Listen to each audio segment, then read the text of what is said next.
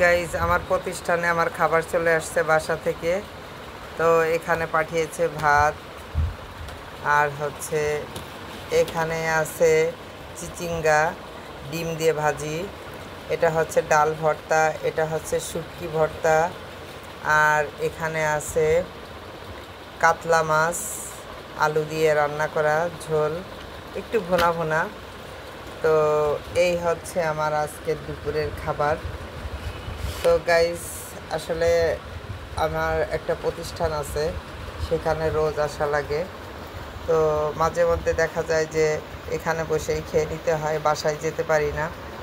তো এই তো এত কষ্টের মাঝেও ভিডিও তৈরি করি, আপনারা লাইক কমেন্ট করেন না। বেশি বেশি করে লাইক কমেন্ট করবেন। সবাই ভালো থাকবেন। আল্লাহ হাফেজ।